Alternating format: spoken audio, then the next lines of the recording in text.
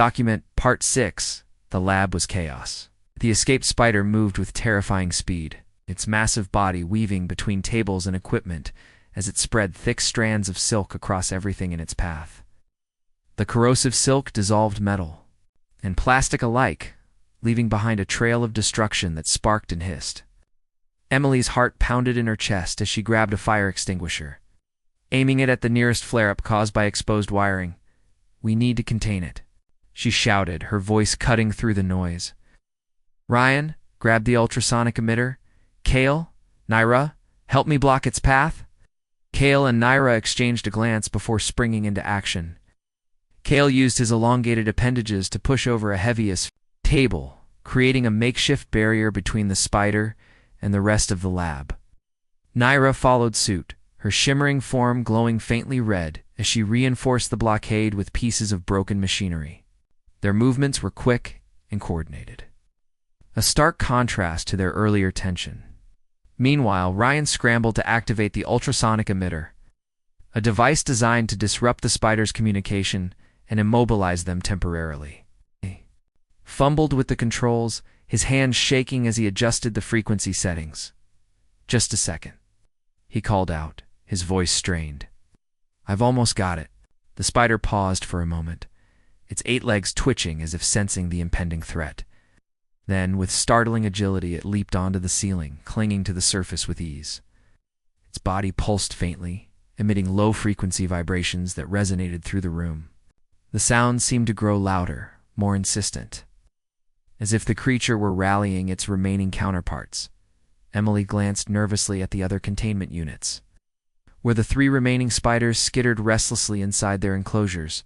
She knew they wouldn't stay contained for long, not if this one managed to break free. "We can't let it reach the others," she said urgently. "If they all escape, we're done for." Naira stepped forward, her metallic surface darkening further. "Then we stop it. Now." Before anyone could respond, she lunged toward the spider, her movements fluid and precise. With a flick of her arm-like appendage, she knocked over a shelf, filled with tools, sending wrenches and screwdrivers clattering to the floor. The sudden noise startled the spider, causing it to lose its grip on the ceiling and tumble downward. It landed with a thud, its legs splayed awkwardly as it struggled to regain balance. "Now, Ryan," Emily yelled, seizing the opportunity.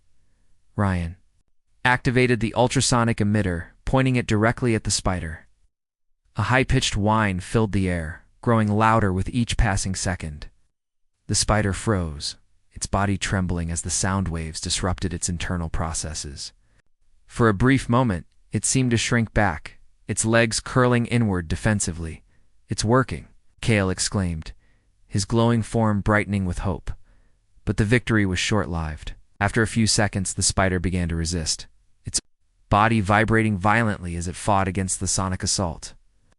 The vibrations grew stronger, matching the frequency of the emitter and canceling it out. With a final burst of energy, the spider broke free from the immobilizing effect, its movements faster and more erratic than before. "This isn't enough," Ryan muttered, lowering the emitter in frustration. "It's adapting too quickly."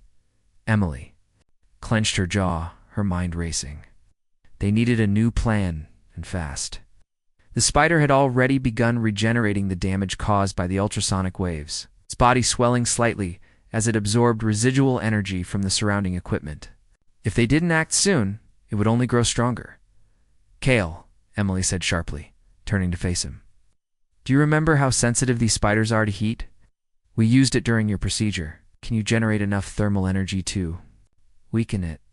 Kale hesitated, his surface flickering uncertainly. I think so. But I've never tried something like this before. What if I make things worse?" "You won't," Emily replied firmly. "Trust me. Just focus on channeling your energy into a concentrated beam. Aim for its cord, the center of its body. That's where it absorbs the most energy."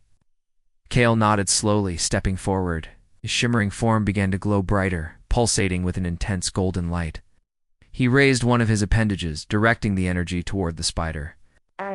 Thin, searing beams shot out, striking the creature squarely in its torso.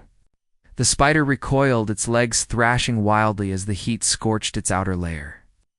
Smoke rose from the point of impact, and for a moment it seemed as though the attack might succeed. But then the spider retaliated. With a violent shudder, it released a burst of silk, firing it like a projectile toward Kale. The sticky threads wrapped around his arm, pinning it to the wall. Kale cried out in pain as the corrosive enzymes began eating away at his metallic surface. "Kale," Nyra shouted, rushing to his side. She tore at the silk with her own appendages, but it clung stubbornly, refusing to budge. Her efforts only made the damage worse, widening the cracks on Kale's arm. Emily grabbed a pair of insulated gloves and joined Nyra, using a small cutting tool to sever the strands of silk. "Hold still," she instructed, her voice tense. "I'll get you free." As Emily worked, Ryan retrieved a chemical compound from a nearby cabinet, a substance specifically formulated to dissolve the spiders. Silk without harming alien or human materials. He sprayed it onto the webbing, watching as the sticky threads disintegrated instantly. Within moments, Kale was free, though his arm bore deep fractures that glimmered faintly in the dim light. "I'm okay," Kale assured them, his voice shaky, but determined. "Keep going. Don't stop." The spider, now enraged, launched itself at the group, its massive body slamming into the floor mere inches from where they stood. Emily stumbled backward, narrowly avoiding being crushed. Her clipboard slipped from her grasp, sliding across the room and coming to rest near the edge of the containment units. "We can't keep this up forever," Ryan said, wiping sweat from his brow. "It's too strong."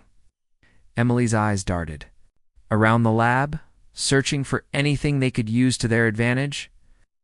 That's when she spotted it, the emergency coolant system mounted on the wall. Designed to prevent overheating in the lab's equipment, it contained a powerful refrigerant capable of freezing objects solid. If they could redirect the coolant toward the spider. "Ryan, help me with the coolant system," she commanded, sprinting toward the wall. "We need to freeze it." Ryan nodded, following her lead. Together, they pried open the panel covering the system's controls, exposing a series of valves and hoses. Emily grabbed one of the hoses, aiming it toward the spider while Ryan adjusted the flow rate. A stream of icy vapor shot out, enveloping the creature in a thick cloud of frost. The spider screeched a sound unlike anything any of them had heard before. As the cold began to slow its movements, its legs stiffened, becoming brittle and unresponsive. Within seconds, its entire body was encased in a layer of ice, immobilized completely. "It worked," Emily breathed, lowering the hose. For now, at least. Kale and Nyra approached cautiously, their expressions a mix of relief and exhaustion. The lab was a mess, littered with broken glass, melted metal, and pools of water from the melted ice. But the immediate threat had been neutralized. "What about the others?" Nyra asked, nodding toward the remaining containment units. "Are they safe?" "For now," Emily replied, though her tone was cautious. "But we need to reinforce the enclosures immediately. If even one of them escapes, we'll be right back where we started." Professor Lenara entered the lab just then, having heard the commotion from outside. Her blue-tinted surface pulsed softly as she surveyed the damage. "You've done well," she said, her resonant voice calm but firm. "But this is not the end. These creatures are far more dangerous than we anticipated. We must prepare for the possibility that they may adapt again." Emily nodded grimly. "We will, whatever it takes." As the team began cleaning up the wreckage and fortifying the containment units, Emily couldn't shake the feeling that they were fighting a losing battle. The spiders were evolving too quickly, their abilities surpassing anything Earth or Zorith had ever encountered. But despite the odds, she refused to give up. There had to be a way to stop them permanently. She intended to find it, no matter the cost. Document. Part 1. The spaceship descended silently through the thick clouds above the Montana wilderness. Its sleek silver surface gleaming faintly in the early morning light, the craft was unlike anything Earth had ever seen, smooth and seamless, with no visible seams or edges, as if it had been carved from a single piece of liquid metal. It hovered for a moment over a clearing surrounded by dense pine trees before touching down gently on the soft earth. A hiss of air signaled the opening of the hatch, A group of figures stepped out into the crisp mountain air. These were not humans. Their forms shimmered and shifted slightly, like reflections on water disturbed by a breeze. They stood tall, nearly 7 feet in height, their bodies made of what appeared to be living metal that rippled softly under the sunlight. Despite their otherworldly appearance, there was something almost human about the way they moved carefully, cautiously, as though they were trying to understand this new place without disturbing it. Leading them was Professor Lenara, a being whose metallic skin glowed faintly blue around the edges, marking her as someone of importance among her kind. She carried herself with quiet authority, her gaze scanning the surroundings with obvious curiosity. Waiting for them near the edge of the clearing was Dr. Emily Hayes, a biologist in her mid-30s with short brown hair tucked under a wide-brimmed hat. Her face was weathered but kind, marked by years spent outdoors studying the natural world. Beside her stood 2 assistants, both young researchers who looked equal parts nervous and excited at the prospect of meeting extraterrestrial visitors. Emily adjusted her glasses as the aliens approached, her heart pounding despite her best efforts to remain calm. This was history in the making, an unprecedented cultural exchange between Earth and another intelligent species. "Welcome, Emily," said her voice steady, even though her hands trembled slightly at her sides. "I'm Dr. Emily Hayes. We're honored to have you here." Professor Lenara tilted her head slightly, her expression unreadable. After a brief pause, she spoke, her voice resonating as though it came from multiple directions at once. "We thank you for your hospitality, Dr. Hayes. My students and I are eager to learn about your planet's ecosystems." Though her words were translated into perfect English through some unseen mechanism, there was still an odd cadence to them, as if every syllable had been carefully chosen. Emily nodded and gestured toward the forest behind her. "This area is one of the most biodiverse regions in North America. You'll find plenty to study here, from mammals and birds to insects and plants. It's a good starting point for understanding Earth's complexity." One of the younger aliens stepped forward, his surface flickering with faint green pulses. His name was Kale, as Emily would soon learn, and he seemed particularly intrigued by the idea of exploring Earth's wildlife. His movements were fluid, almost playful, as he glanced around at the towering trees and distant mountains. He pointed to a nearby bush where a small bird perched, chirping softly. "That creature, it produces sound?" he asked, his tone filled with wonder. "Yes," Emily replied with a smile. "It's called a songbird. Birds use songs to communicate with each other, to attract mates, mark territory, or warn others of danger. Sound plays a big role in how life interacts here." Kale's shimmering form brightened momentarily, as if he were pleased by the explanation. Another student, a female alien named Naira, crossed her arms, or at least what passed for arms, and gave a dismissive snort. Her metallic surface bore a reddish tint, setting her apart from the others. "Fascinating," she said dryly. "But surely such primitive methods of communication pale in comparison to our neural networks. What can we possibly gain from studying these lesser beings?" Emily bristled slightly at the comment, but forced herself to stay composed. "You might be surprised," she said diplomatically. "Even the smallest creatures on Earth play vital roles in maintaining balance within their ecosystems. Sometimes complexity isn't measured by size or technology, it's measured by impact." Naira raised an eyebrow, rather the section of her face that served as one, but said nothing more. Instead, she turned her attention back to the forest, her posture stiff and unimpressed. Emily couldn't help but notice the contrast between Naira's skepticism and Kale's enthusiasm. Clearly, these students brought very different perspectives to the table.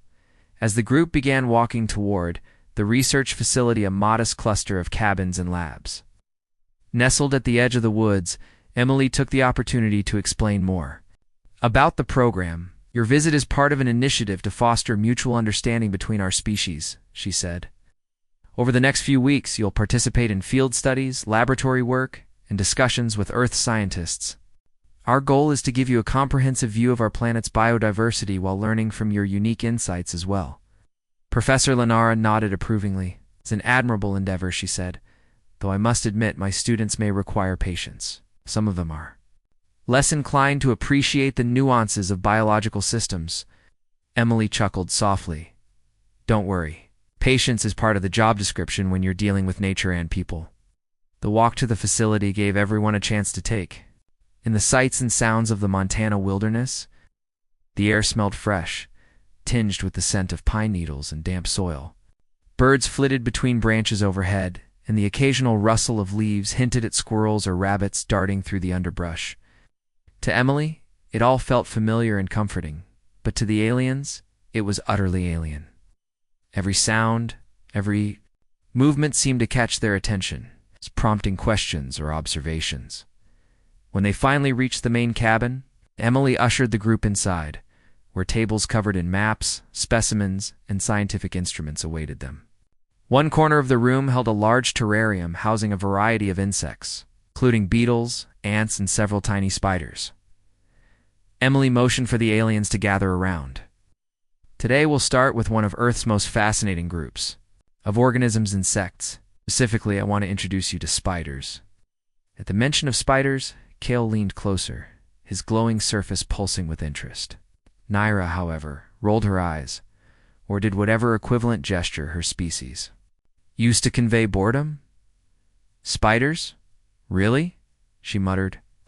What could they possibly teach us?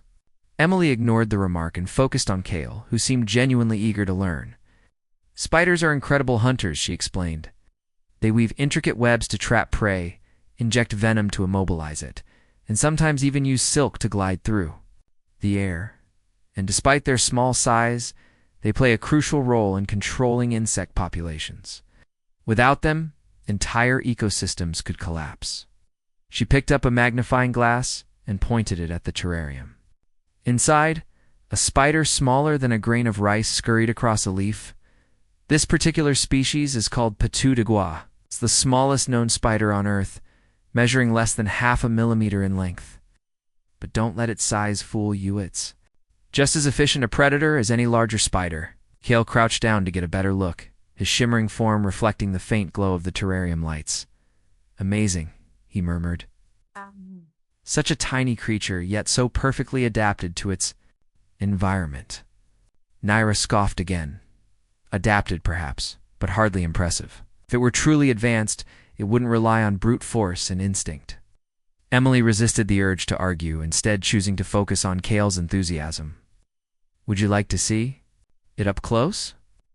She asked, holding out the magnifying glass. Cale hesitated for a moment, then reached out with one of his elongated appendages to take the lens. As he examined the spider, his surface flickered with excitement. Incredible, he whispered. To think that something so small can achieve so much. Naira folded her arms again and turned away, clearly uninterested. But Cale remained transfixed, his fascination growing with each passing second. Little did anyone know, this tiny spider would soon become far more significant than any of them could have imagined. For now, though, the day ended peacefully. The aliens settled into their temporary quarters, marveling at the simplicity and strangeness of their surroundings. Emily retired to her cabin, exhausted but exhilarated by the events of the day. As she sat by the window, watching the last rays of sunlight filter through the trees, she couldn't shake the feeling that this exchange program was going to be far more eventful than anyone had anticipated, and deep in the forest, unseen by human or alien eyes, countless spiders went about their nightly routines, weaving webs and hunting prey, blissfully unaware of the interstellar visitors who had just arrived in their midst.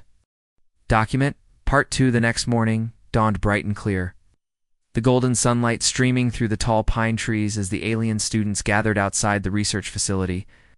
They stood in a loose semicircle around Dr. Emily Hayes, who held a clipboard in one hand and gestured animatedly with the other. Her enthusiasm was infectious, even if some of her audience, namely Nero, remained skeptical. Cale, on the other hand, seemed almost giddy with excitement, his shimmering form glowing faintly green as he listened intently to Emily's explanation. Today, Emily began, we're going to focus on spiders. Not just any spiders, but the ones you saw yesterday, the smallest ones. These creatures are fascinating because they show us how life adapts to survive, no matter the size or challenges. Naira crossed her arms, or rather folded the smooth metallic sections of her body that served as limbs, and gave an exaggerated sigh. Adaptation is one thing, she said dismissively. But these bugs are primitive. What can we possibly learn from them? Our own technology far surpasses anything they could achieve. Emily smiled patiently. She had expected resistance from it, at least one of the students, and Naira's skepticism didn't surprise her. Sometimes, she replied gently, the most advanced solutions come from the simplest ideas. Spiders might not have neural networks or spacecraft, but their methods of survival have kept them thriving for hundreds of millions of years. That kind of resilience deserves respect. Kale tilted his head slightly, his surface rippling with curiosity.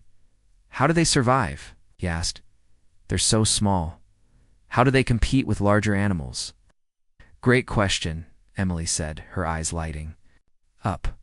Spiders rely on stealth, precision, and teamwork. Take Patou de Gua, the tiniest spider we studied yesterday.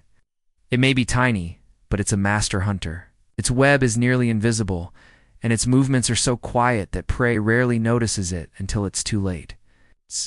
Even predators bigger than itself often overlook it because of its size. Naira rolled her equivalent of an eye.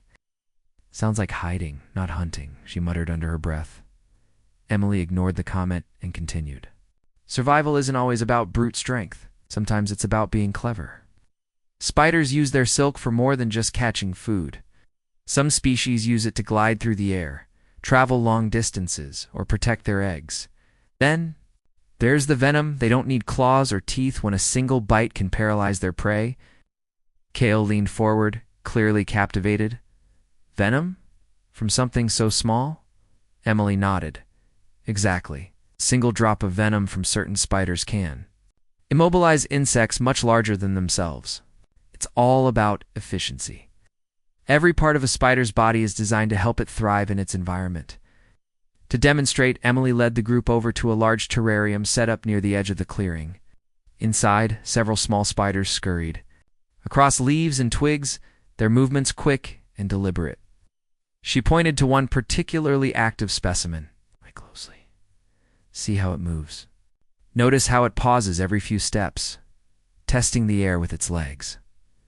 Spiders are incredibly sensitive to vibrations. They can feel the slightest movement, whether it's prey walking into their web or danger approaching. Kale squatted down, his glowing form reflecting off the glass of the terrarium. It's amazing, he murmured. Such precision, such control. Naira huffed again, but didn't interrupt. Instead, she glanced around at the forest surrounding them, her expression unreadable. The dense canopy above filtered the sunlight into dappled patterns on the ground, and the air buzzed softly with the sounds of birds and insects. To her, this place probably seemed chaotic compared to the sleek, orderly cities of Zoroth. But Kale appeared to be soaking it all in, his shimmering surface pulsing rhythmically as if in tune with the natural world. After a few minutes of observation, Emily straightened and clapped her hands together. All right, enough theory for now. Let's head into the forest and see these spiders in action. We'll collect samples and observe their behavior in their natural habitat. Just remember one rule. Don't touch anything unless I say it's safe. Some spiders can bite, and while most aren't dangerous to humans or aliens, they're still wild animals. The group followed her into the woods, stepping carefully over roots and rocks. The trail wound deeper into the forest, where the sunlight grew dimmer and the air cooler. Birds chirped overhead, and the occasional rustle of leaves hinted at unseen creatures moving nearby. Kale scanned the surroundings eagerly, his glowing form casting soft reflections on the tree trunks. Naira trailed behind, her posture stiff and unimpressed, while Professor Linara brought up the rear, observing everything with quiet interest. After about 10 minutes of walking, Emily stopped beside a cluster of low-hanging branches. Here's a good spot, she said, pointing to a thin strand of nearly invisible silk stretched between two leaves. See that? That's a spider's web. Look closely, and you might catch a glimpse of the builder. Kale crouched down again, peering intently at the delicate threads. Sure enough, A tiny spider emerged from its hiding place, its body no larger than a pinhead. It moved cautiously along the silk, pausing occasionally to adjust the tension of the strands. "Incredible," Cale whispered. "It's like an artist weaving its masterpiece." Emily smiled. "That's exactly right. Spiders are natural engineers. Their webs are perfectly balanced structures, strong enough to hold prey, but flexible enough to withstand wind and rain." Naira finally spoke up, her tone dripping with sarcasm. "And yet, they're still bugs. No offense, but I fail to see how studying them will benefit us. Back home, we have machines that can build entire cities in hours. What's the point of admiring something so basic?" Emily turned to face her, her expression calm but firm. "Because sometimes the best solutions are the simplest ones. Think about it. Spiders don't need factories or resources to create their tools. They produce silk naturally, using energy efficiently. If your people could replicate that kind of process, imagine the possibilities. Sustainable construction, medical applications, even space exploration, all inspired by nature." Narilla frowned, clearly caught off guard by the suggestion. For a moment, she looked as though she might argue further, but instead, she fell silent, her metallic surface darkening slightly. Whether she was considering Emily's words or simply annoyed remained unclear. Meanwhile, Cale had moved closer to another branch, drawn by the sight of a second spider. This one was slightly larger, its body adorned with intricate patterns that shimmered faintly in the dappled light. As Cale leaned in for a better look, the spider suddenly darted forward, disappearing into the foliage. Startled, Cale stumbled backward, his balance momentarily thrown off. In doing so, he brushed against the branch above him. A cascade of tiny spiders rained down onto his shimmering form, landing softly before scurrying across his metallic skin. Cale froze, his glowing surface flickering erratically. What are they doing?" he stammered, his voice tinged with panic. Emily rushed over, her heart racing. "Stay calm," she said quickly. "They're harmless. Let me help you brush them off." But Cale didn't move, his wide-eyed gaze fixed on the spiders crawling over him. Naira stepped forward, her expression sharp. "Get them off him," she demanded. "It's okay," Emily assured them, reaching out to gently sweep the spiders away with a small brush. One by one, they dropped to the ground, retreating into the leaf litter. Within moments, Cale was free of the tiny arachnids, but his demeanor had changed. He stood rigidly, his surface glowing brighter than usual, as if agitated. "Are you all right?" Emily asked, concern etched on her face. Cale hesitated before nodding slowly. "I think so, but something feels strange." Pressed a hand-like appendage to his chest, his movements hesitant, like tingling. Emily frowned, her mind racing. "Tingling? Where exactly?" Here Cale said, pointing to a spot near his shoulder where the spiders had landed. "It's subtle, but different." Naira narrowed her equivalent of eyes. "This is ridiculous. How can something so small affect him? He's made of metal, for pity's sake." Emily held up a hand to silence her. "Let's not jump to conclusions. Cale, come back to the lab with me. We'll run some tests to make sure everything's okay." Cale nodded reluctantly, his glowing form dimming slightly as he followed Emily back toward the research facility. Naira trailed behind, muttering under her breath, while Professor Lenara watched silently, her expression thoughtful. None of them noticed the faint crack that had begun to form on Cale's shoulder, a hairline fracture that glinted faintly in the sunlight. Back at the lab, Emily set up a scanning device designed to analyze biological interactions. As Cale stood, still under the machine's sensors, she worked quickly, checking for any abnormalities. At first, the readings appeared normal, showing only minor fluctuations consistent with Cale's usual energy patterns. But as she zoomed in on the area where the spiders had touched him, something unusual caught her attention. "There's something here," Emily said slowly, her brow furrowing. "Tiny traces of organic material embedded in your outer layer. Looks like silk." "Silk," Cale repeated, his voice trembling slightly. "From the spiders." Emily nodded, her mind racing.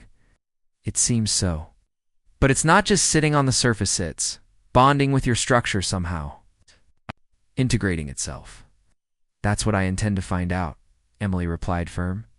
Document. Part 3. The next few days passed in a blur of tests, observations, and growing unease. Kale's condition remained the central focus for both Emily and her team of researchers, as well as the alien visitors. Each morning, Kale reported to the lab, shimmering form now flickering faintly with irregular pulses of light, a sign that something was amiss within him. The cracks on his shoulder had widened slightly, branching out like tiny veins across his metallic surface. Though he tried to hide it, there was an undercurrent of anxiety in his movements, subtle stiffness that betrayed his discomfort. Emily worked tirelessly alongside Dr. Ryan Mitchell, physicist who specialized in materials science. Together, they analyzed the mysterious silk fragments embedded in Kale's outer layer. Under the microscope, the silk appeared deceptively simple, thin, translucent threads that seemed almost delicate. But when subjected to various tests, its true nature began to reveal itself. The silk wasn't just bonding with Kale's structure, it was actively breaking it down, secreting enzymes that dissolved even the strongest alloys used in alien technology. It's incredible, Ryan murmured. One afternoon, adjusting the settings on the scanning device, this stuff is like nothing we've ever seen before. It's not just sticky, it's corrosive. And yet, it's so small you'd never notice it unless you were looking for it. Emily frowned, leaning closer to examine the readouts. Corrosive? You mean it's eating away at his body? Ryan nodded grimly. Actually. At first glance, it looks harmless, just another protein-based secretion. But these enzymes are highly specialized. They target specific molecular bonds, weakening them over time. If left unchecked, this could compromise Kale's entire structural integrity. Kale, standing nearby, shifted uncomfortably. His glowing form dimmed slightly, as if reacting to the gravity of their findings. So, what does this mean for me? He asked hesitantly, his voice tinged with worry. Emily turned to face him, her expression softening. We're still figuring that out, she said gently. But don't panic. We'll find a way to stop it. For now, the damage seems minimal. The key is to prevent it from spreading further. Naira, who had been watching silently from the corner of the room, finally spoke up. Her tone was sharp, almost accusatory. This is your fault, she snapped, glaring at Emily. You brought us here to study these creatures. You assured us they were harmless. Now look what's happened. Millie clenched her jaw but forced herself to remain calm. I understand your frustration, she said evenly. But blaming each other won't help. What matters now is finding a solution. That's why we're running these tests, to understand exactly how this silk works and how we can neutralize it. Professor Lenara stepped forward, her blue-tinted surface pulsing softly. Dr. Hayes is correct, she said, her resonant voice cutting through the tension. Accusations will only waste valuable time. Let us focus on cooperation for Kale's sake and for the success of our mission. Naira opened her mouth to argue, but thought better of it, retreating into sullen silence. Despite her skepticism, she couldn't deny the urgency of the situation. Kale was one of her classmates, after all, and seeing him struggle clearly weighed on her, even if she refused to admit it openly. As the days went on, Kale's symptoms grew more pronounced. The tingling sensation he had described earlier spread beyond his shoulder, creeping down his arm and into his torso. He began experiencing strange fluctuations in his energy levels, moments where his movements became jerky and unpredictable. Sometimes he would pause mid-sentence, his glowing form flickering erratically as though struggling to maintain coherence. It was as if the silk wasn't just attacking his physical structure, it was interfering with his internal systems as well. One evening after another round of scans, Emily sat down with Kale in the quiet corner of the lab.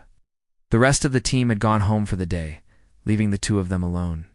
Kale's surface glowed faintly, casting soft reflections on the walls around them. How are you holding up? Emily asked, her voice gentle. Kale hesitated before answering. I'm trying to stay positive, he admitted. Hard, I feel. Different. Like parts of me aren't mine anymore. There's this constant hum inside my mind, like whispers I can't quite make out. Emily's heart sank at his words. She reached out cautiously, placing a reassuring hand on his arm. "We're going to fix this," she promised. "Whatever those spiders did, we'll reverse it. You have my word." Cale gave a weak approximation of a smile, his surface brightening momentarily. "Thank you, Dr. Hayes. I believe you." Despite her reassurances, Emily couldn't shake the gnawing sense of responsibility she felt. These aliens had come to Earth seeking knowledge, trusting her to guide them safely through their studies. Instead, one of them was now suffering because of something she hadn't foreseen. She vowed silently to do whatever it took to help Cale recover. Meanwhile, Naira's attitude toward the humans began to shift, albeit reluctantly.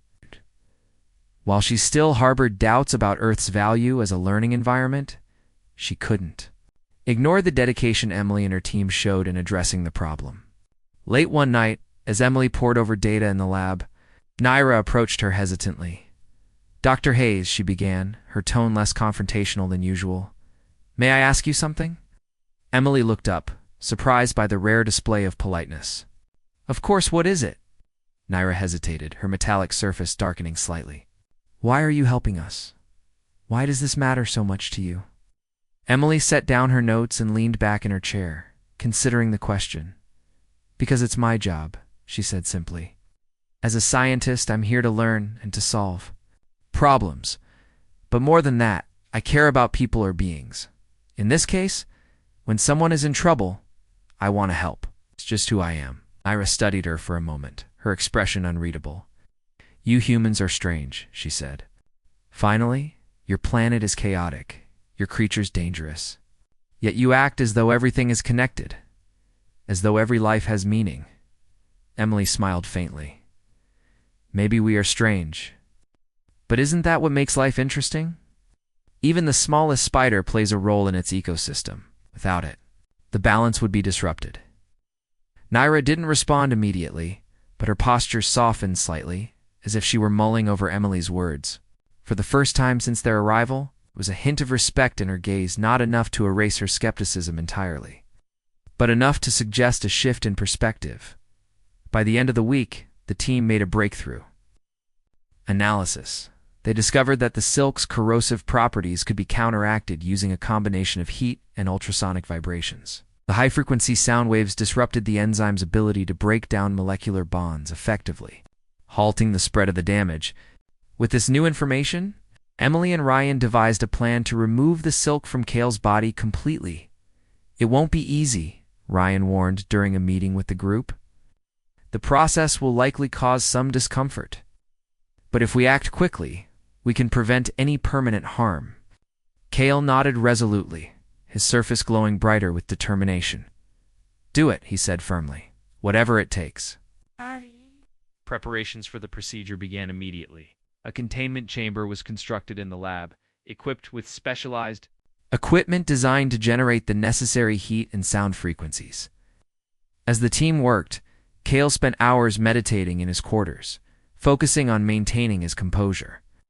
Naira visited him once, offering a few awkward words of encouragement, an unexpected gesture that spoke volumes about her evolving attitude. Finally, the day of the procedure arrived. The lab buzzed with nervous energy as everyone took their positions. Emily stood beside the containment chamber, her hands trembling slightly despite her best efforts to stay calm. Professor Lenara watched from a safe distance, her glowing form steady and reassuring. Naira lingered near the door, her expression tense but hopeful. As Cale stepped into the chamber, the air seemed to grow heavier, charged with anticipation. Emily gave him one last encouraging nod before sealing the hatch and activating the machinery. The room filled with a low hum as the ultrasonic waves began to resonate, followed by a gradual increase in temperature. Cale's surface rippled violently, the flickering lights intensifying as the silk reacted to the assault. Tiny arachnids poured out of the cracks in his body, wriggling desperately to escape the hostile environment.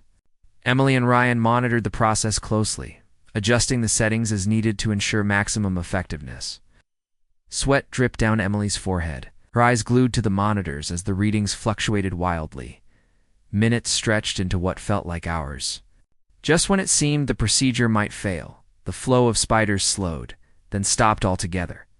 The chamber fell silent, save for the soft hiss of cooling air. Emily exhaled sharply, her legs nearly buckling with relief. Slowly she opened the hatch and peered inside.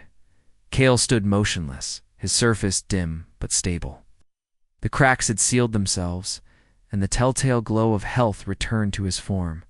He blinked slowly, as if waking from a deep sleep, and looked up at Emily with gratitude shining in his features. "It's done," he whispered. "I can feel it." The room erupted into cheers, the tension melting away as everyone celebrated the success of the operation. Even Nira allowed herself a small smile, her earlier disdain replaced by genuine admiration for the human scientist who had saved her classmate.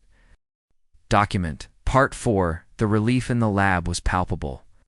Cale stepped out of the containment chamber, his shimmering form glowing steadily again.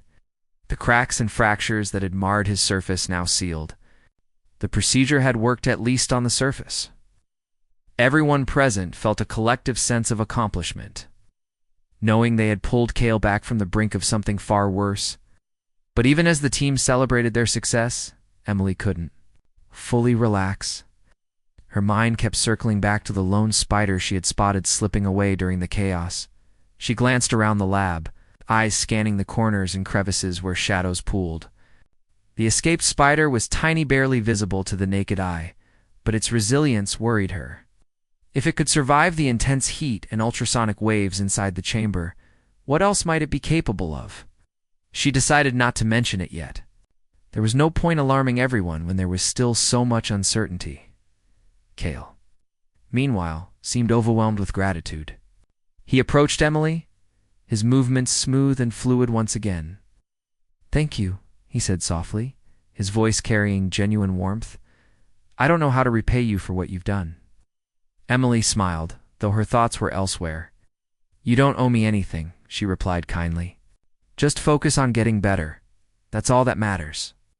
Naira, who had been standing quietly near the door, stepped forward. For once her tone wasn't filled with sarcasm or disdain. Instead, she sounded almost sincere. "Dr. Hayes is right," she said, addressing Cale. "What you went through, it must have been difficult. I'm glad you're okay." Cale tilted his head slightly, his glowing form brightening faintly. "Thank you, Naira. That means a lot." Professor Lenara observed the exchange with quiet approval. Her blue-tinted surface pulsed gently, a sign of contentment. "This experience has taught us all valuable lessons," she said, her resonant voice filling the room, not just about Earth's creatures, but about cooperation and trust. "We are grateful to you, Dr. Hayes, and your team." "Yeah." Emily nodded, touched by the sentiment. Still, she couldn't shake the nagging feeling in the back of her mind. The escaped spider lingered like an unanswered question, a loose thread waiting to unravel everything they had worked so hard to achieve. She made a mental note to search the lab thoroughly later. Once the excitement had died down, later that evening, after the aliens had retired to their quarters and the lab had grown quiet, Emily stayed behind to clean up. The equipment needed to be disinfected and recalibrated, and the containment chamber required careful inspection to ensure it hadn't sustained any damage during the procedure. As she worked, her thoughts kept drifting back to the spiders there. Incredible adaptability, their ability to infiltrate and break down even the strongest materials. It was both fascinating and terrifying. Ryan joined her halfway through the cleanup process, carrying a clipboard stacked with notes. "How are you holding up?" he asked, leaning against one of the counters. Emily sighed, setting down a piece of equipment. "Honestly, I'm exhausted, but I can't stop thinking about that missing spider." Ryan frowned, flipping through his notes. "You think it survived?"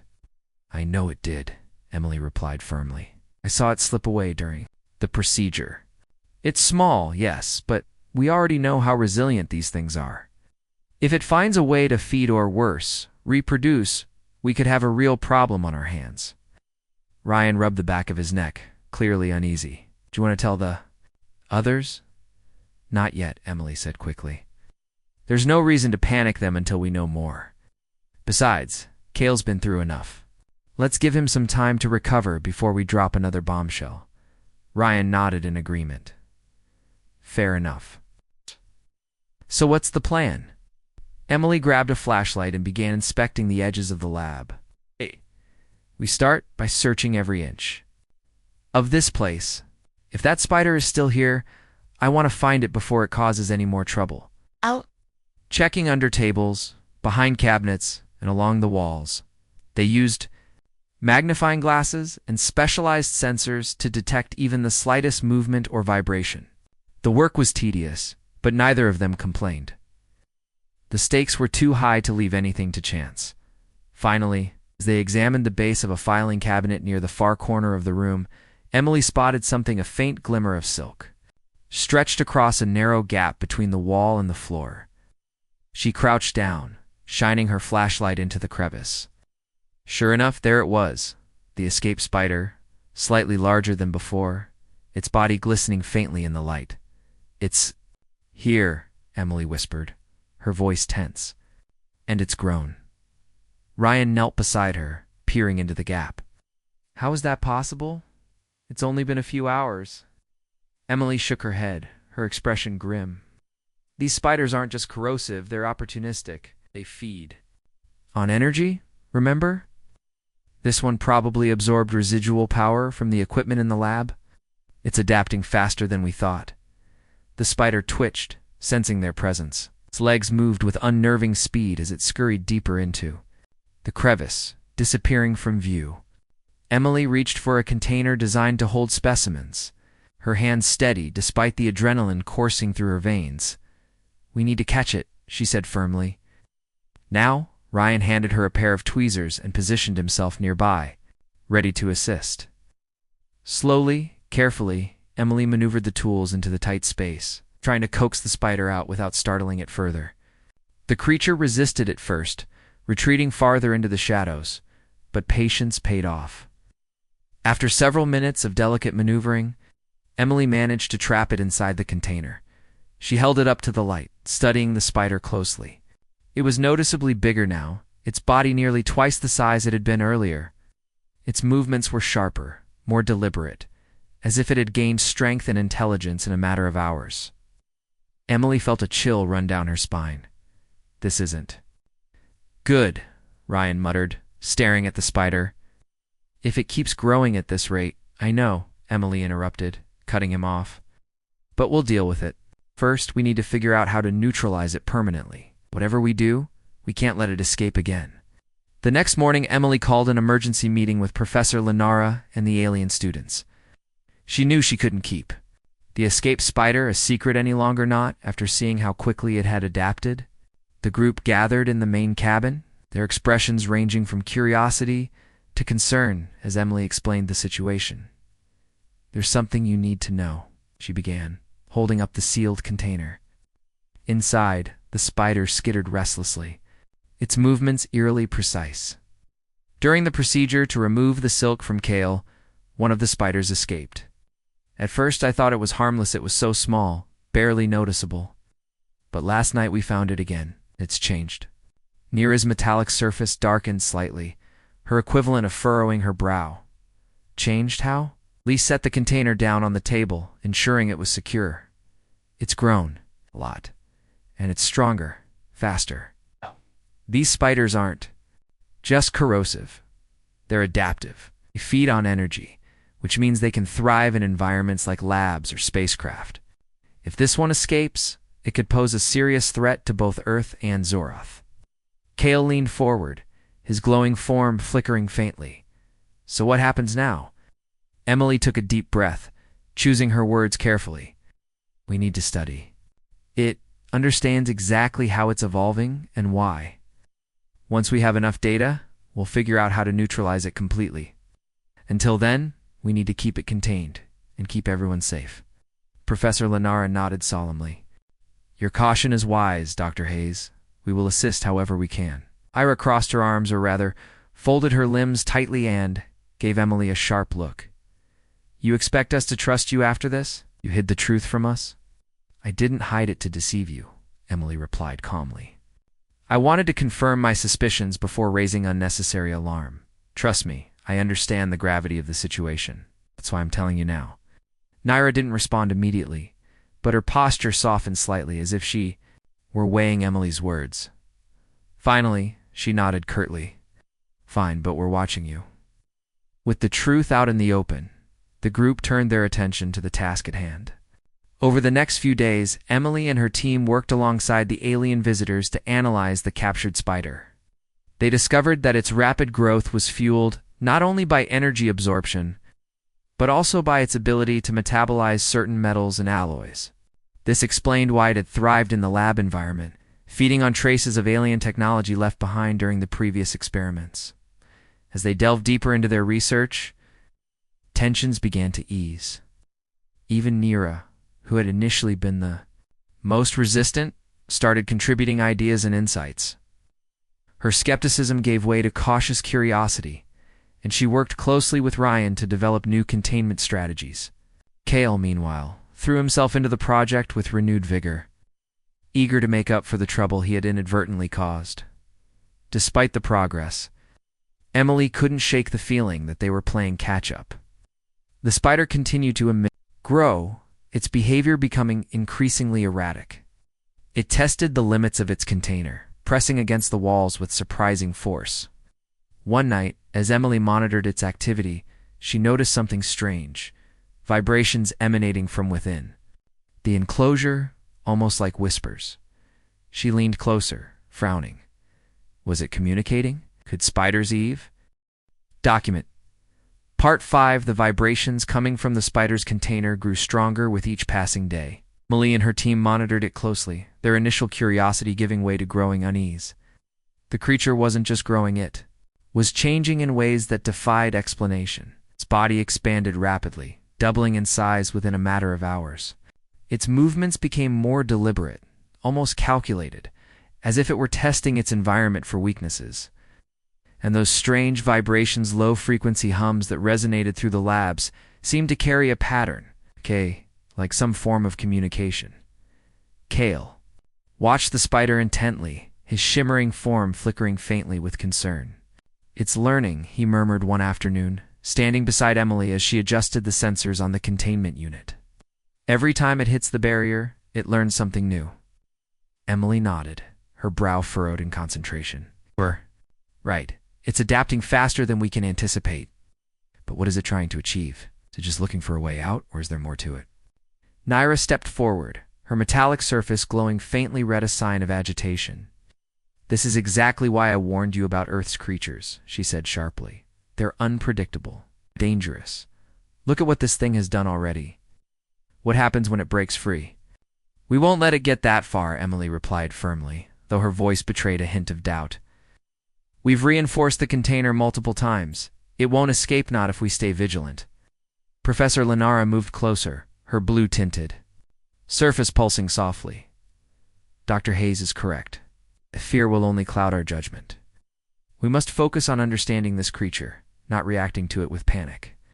Nira crossed her arms but didn't argue further. Instead, she turned her attention back to the spider, her expression unreadable. Despite her earlier skepticism, she had begun to take the situation seriously, contributing ideas and observations during their daily meetings. Even Kale noticed the shift in her demeanor, though he kept his thoughts to himself. Over the next few days, the team conducted a series of experiments to better understand the spider's behavior. They recorded its movements, analyzed the chemical composition of its silk, and studied the vibrations it emitted. The results were alarming. Not only was the spider capable of breaking down metals and alloys, but it also appeared to be coordinating its actions using sound waves. Each vibration carried a distinct frequency, suggesting a level of intelligence far beyond what anyone had expected.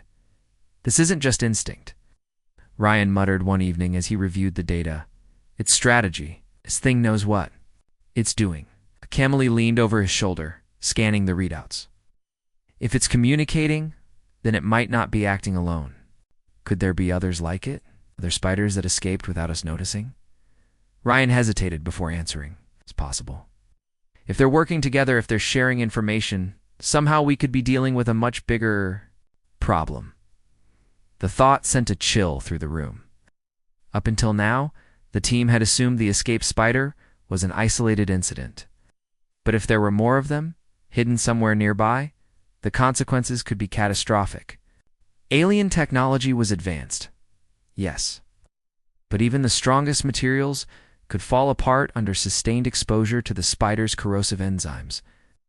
And if these creatures found their way onto Zorith's spacecraft? Emily shook her head, forcing herself to focus. We need to find out how widespread this is. Start scanning the surrounding area for any signs of activity. If there are other spiders out there, we need to know. The search began immediately. Armed with specialized equipment designed to detect vibrations and trace amounts of silk, the team scoured the forest and the research facility. Kale and Naira joined the effort, their unique sensitivity to environmental changes proving invaluable.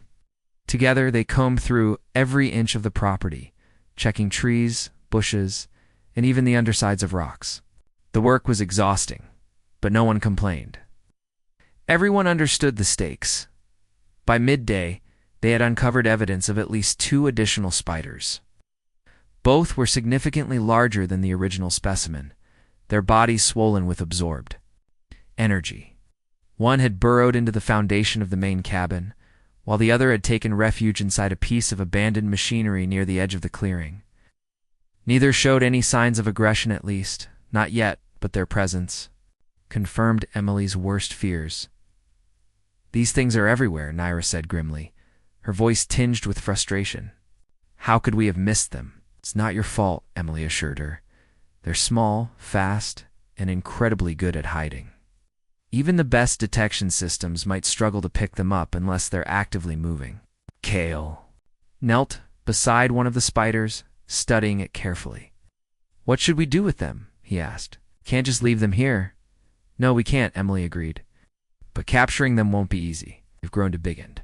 Too strong to handle with ordinary tools. We'll need something more robust. Ryan suggested modifying the containment chamber to accommodate multiple specimens, while Professor Lenara proposed using ultrasonic frequencies to immobilize the spiders temporarily.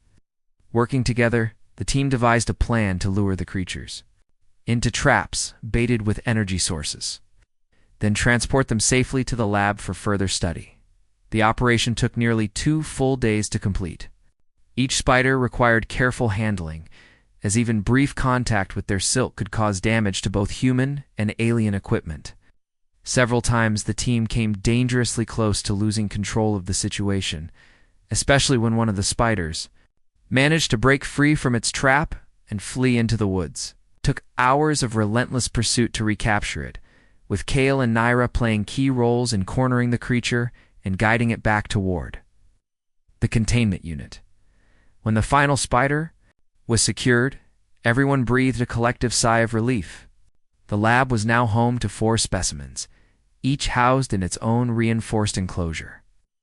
Their combined size filled nearly half the room, a stark reminder of how quickly the situation had escalated. But despite the risks, the team pressed on with their research, determined to uncover the secrets behind the spider's incredible abilities. As the days passed, the vibrations emitted by the spiders weren't random. They formed complex patterns that seemed to synchronize with one another. When played back in sequence, the sounds created a kind of rhythm, almost like a song. Emily theorized that the spiders used these vibrations to communicate, coordinating their efforts to infiltrate and dismantle larger structures. They're working as a team. She explained during one of their nightly meetings. Each spider plays a role, whether it's breaking down material, feeding on energy, or relaying information to the others. It's a highly efficient system. Kale tilted his head slightly, his glowing form brightening with interest. So, they're not just predators, they're collaborators. Exactly, Emily replied, and that makes them even more dangerous. If they can share knowledge and adapt collectively, then stopping them becomes exponentially harder. Naira frowned, her metallic surface darkening slightly. Then we need to act quickly, before they figure out how to spread beyond this area. Emily nodded, her mind racing. Knew Naira was right. The spiders were confined for now, but their rapid growth and adaptability meant they wouldn't stay contained forever. Every second counted. Late one night, after everyone else had gone to bed, Emily stayed behind in the lab, staring at the rows of containment units. The spiders twitched, and skittered inside their enclosures, their movements eerily synchronized. The low hum of their vibrations filled the air, creating an unsettling melody that made it hard to think clearly. She picked up a clipboard and scribbled down notes. Trying to organize her thoughts, something about the spider's behavior nagged at her, a detail she couldn't quite put her finger on. Then it hit her, their coordination. The way they worked together reminded her of something else, neural networks, just like the ones used in artificial intelligence. Her heart skipped a beat. Was it possible? Could the spiders be mimicking the same processes that powered advanced technology? If so, their potential applications or dangers were far greater than anyone had imagined. Before she could explore the idea further, a loud crash echoed through the lab. Emily spun around, her eyes widening in horror. One of the containment units had shattered, sending shards of glass scattering across the floor. Inside, the largest spider loomed, its body now the size of a basketball, its legs bristling with menace. It paused for a moment, as if savoring its newfound freedom. Before launching itself toward the nearest piece of equipment, Emily grabbed the emergency alarm, her hands trembling as she activated it. "Everyone, get in here now," she shouted, her voice cutting through the silence. Within seconds, the rest of the team burst into the lab, their expressions shifting from confusion to alarm as they took in the scene. The spider had already begun weaving thick strands of silk around the machinery, its movements lightning fast. Sparks flew as the silk dissolved the metal casing, exposing wires and circuits beneath. "What do we do?" Cale asked, his voice shaking. Emily clenched her fists, her mind racing. "We fight back," she said firmly. "Together." And with that, the battle began.